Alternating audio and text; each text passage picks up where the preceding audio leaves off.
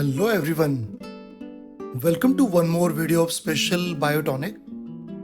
Students, many plants shows several mechanisms to favor cross-pollination and thereby prevents cell pollination. These devices or mechanisms which favor cross-pollination are called outbreeding devices. So in this video, we will discuss about all those outbreeding devices in detail. So please watch the video till the end. The first mechanism is unisexuality or dicliny. Here, the flowers are unisexual. It means the flower with androecium are called male flowers, or they're also called staminate flowers.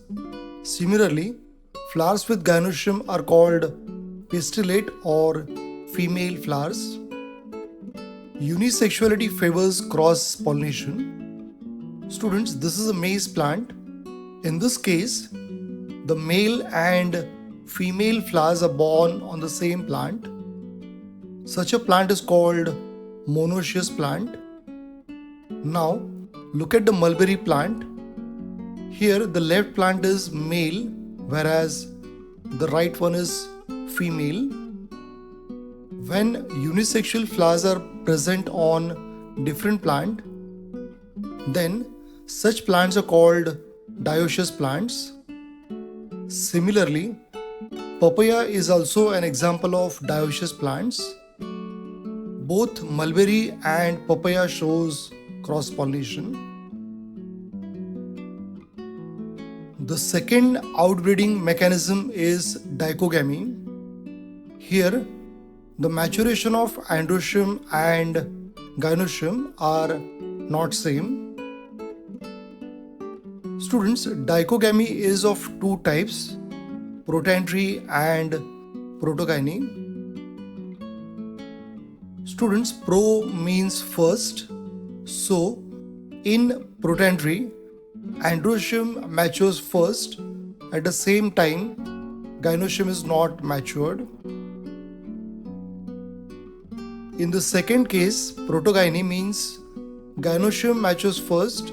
At the same time, androecium is not matured. Salvia, maize, and ray florets of sunflower are some of the examples of protandry. Gloriosa shows protogyny. Students, opposite of dichogamy is homogamy, where both androecium and gynoecium matures at the same time. Students, you might get a question in the examination: why maize and salvia favors cross-pollination? So here the answer is, in both cases, the flowers are protandrous. In the next case, that is, in case of apple, when stigma is deposited by self and cross pollens, stigma favors germination of pollens from other flowers than from the same flower.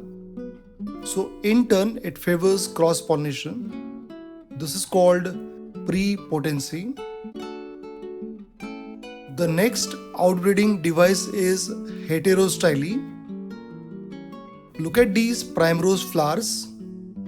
Here, these flowers are producing two different types of styles.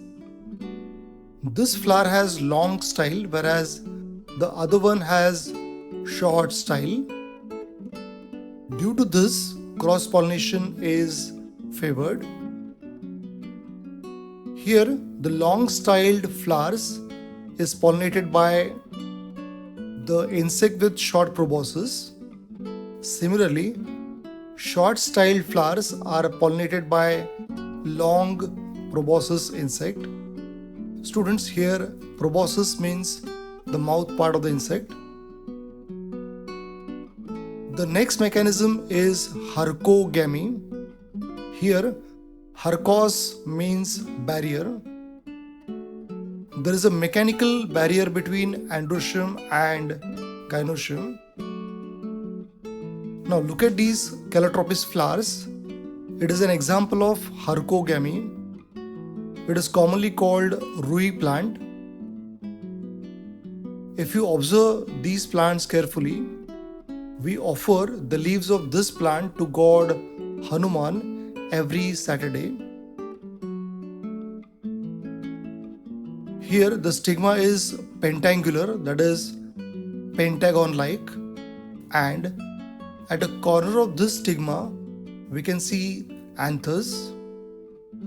As this stigma is positioned above the level of anthers, it promotes cross-pollination. The last type of outbreeding device is self-sterility. Here, the germination of pollens on the same stigma is inhibited. Its examples are tobacco and thea. In this picture, the genotype of the parent plant is S1, S2 type. In the first view, the stigma allows the pollens of S3, S4 type to germinate. In the second case, the stigma allows germination of S3 but not S1. And in the last case, both S1 and S2 type of pollens are prevented from germination. So students, these are the different types of outbreeding devices. I hope you are clear with the concept of these various outbreeding devices. In the next video, I'll discuss about pollen-pistil interactions. So stay home, stay safe. Thank you.